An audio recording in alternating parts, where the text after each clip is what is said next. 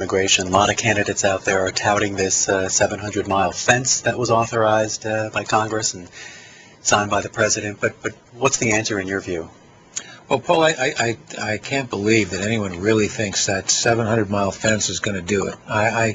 First of all, the border is about twice that long in the South alone. What about Canada? I mean, what about the coastal areas? I mean, it's just silly to think that fence, as expensive as it is going to have any effect at all. And I think it sends all the wrong messages to people in Latin America and people around the world, for that matter. I think it is critical that we not take lightly the problems of illegal immigration, and that we deal with them very effectively. I don't think that we're nearly tough enough on employers who hire illegal immigrants. That has to start. They won't come if the jobs aren't here, but the jobs are here because we look the other way. We blink when it comes to the employers who hire them. So it starts with that. Stricter enforcement, a lot more patrols, those kinds of things can make a big difference. For those who are here, I think there has to be some degree of not amnesty. I don't think anybody supports amnesty, but some degree of a process that would allow ultimately these people either to become legitimate American citizens or to be sent back. But one or the other, we've got to deal with that as well. Sun City Center, Florida, for Tom Daschle. Good morning. Good morning, Paul. Good morning, Mr. Daschle. Good morning. I wanted to make a couple of points. One, George Bush and the Republicans claim to be pro-life. They also said that bin Laden was wanted, dead or alive. Bin Laden may be responsible for roughly a few thousand of Americans' lives, while George Bush is responsible for the deaths of about the same number of lives. Should he be wanted, dead or alive also? I think he should be impeached. He's made a mess of everything, and I hope the Democrats get a majority in the Congress because we really do need a new direction. I think this pro-life is a bunch of hypocrisy because they certainly are. They've been responsible for tens of thousands of lives, and they seem to be the most bloodthirsty group of people that I've ever heard. Thanks. Tom Daschle. Well, I think that the caller's frustration is reflected in polls and many other reports that we've had over the course of the last couple of years, Paul. The sense is that we're losing far too many people for too little growth or progress in Iraq in particular. We're losing now about 100 people a day. Some reports have indicated we've lost over 600,000 Iraqis now since this war began. So the loss of life, whether it's in Darfur or in Iraq or in Afghanistan, is something the American people are becoming increasingly concerned about. And that's why, in large measure, they're calling for a change in direction and some new policy. Houston, Texas, you're on the air.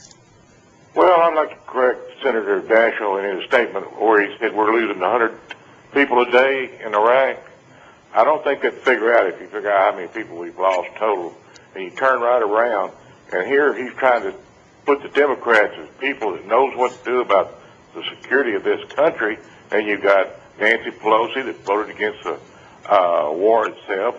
She voted against the Patriot Act. She voted against securing our borders. Somehow I don't feel safer with her.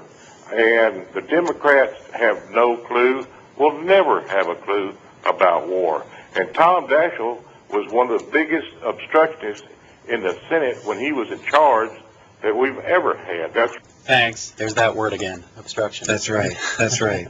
Anything to say? Well, I obviously differ dramatically with the caller. I think that it's not a matter of voting for or against war. It's a matter of making sure that we do the right thing with regard to the mutual goal that we have. We want to make the world and the country a safer place. I don't think this war has made the United States safer. If anything, it's created even greater degree of concern and alarm about the United States' position worldwide. I don't think that, at least so far, we've been able to show a lot of progress with regard to the fight against Al-Qaeda. We've still got serious threats that continue to become even more sophisticated and more complicated with the acquisition of more nuclear weapons on the part of North Korea and other countries as well. So we've lost a lot of our moral authority as a result of Guantanamo and Haditha and Abu Ghraib.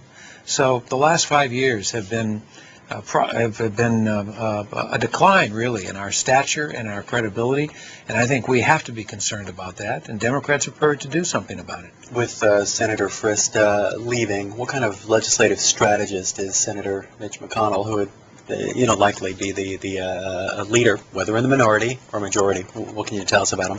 Well, Paul, I've worked very closely with Senator McConnell over the years, and I think he'll be an effective Republican leader. I've worked with 3 leaders: Senator Dole, Senator Frist, and Senator Lott, and I think Senator McConnell understands the institution and is prepared to work with Senator Reid. They worked well together as whips when they were both second in command, and I think they've got a good working relationship, so my guess is they'll do well. How often do you get back home these days?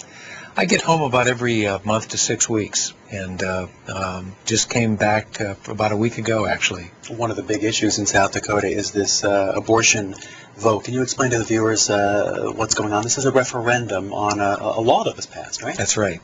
South Dakota has a law that allows the people to vote on laws passed in the state legislature.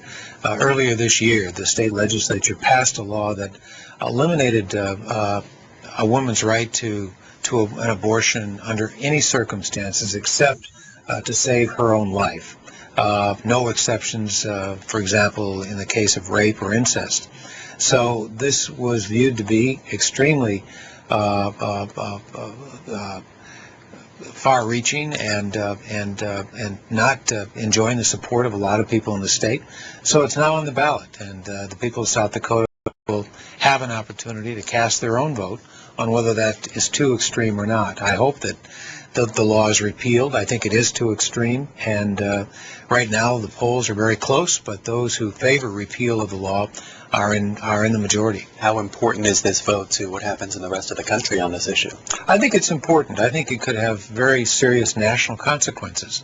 If it is reaffirmed in South Dakota, my guess is that it could be reaffirmed in other states as well and invite other ballot issues all over the country. Montgomery, Alabama, for Tom Daschle. Welcome.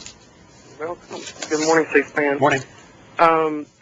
I just have a problem with the Republicans talking out of both sides of their mouth. They're constantly telling us that we're much safer with them in office, and then they turn around and tell us to be afraid all the time, and that if we don't stay in Iraq, we'll be fighting them in our own streets. That, to me, is just an admission that we're not safer. And the other point I'd like to make is that as far as the campaigns go, I don't think that we're ever going to have good representation if we don't get money out of politics.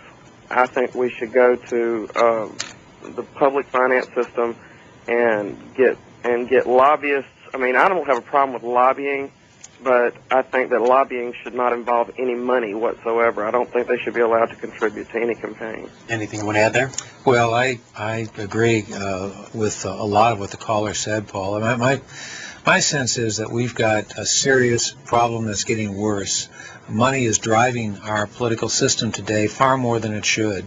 And as it becomes even more and more exacerbated, I think the American people have every right to call for a new system, either a constitutional amendment allowing us to limit the amount of money spent, or, as the caller suggests, a public finance system that is now in place in some in states and certainly in other countries. So I think we've got to address it. I don't think we'll ever be able to completely deal effectively with some of the issues we're facing unless we deal first with campaign finance reform. Fort Worth, Texas. Good morning to you. Good morning. Good morning. Mr. Daschle, I am a Mexican-American from Texas. I was a long-time hardcore Democrat. I have been a Republican since Reagan Bush. And every time I listen to you and the rest of your party, I'm more proud to be a Republican. You keep saying that we're not safer, but yeah, we don't have the Twin Towers anymore. Over 3,000 innocent lives were killed because Clinton was so busy with Lewinsky having adultery.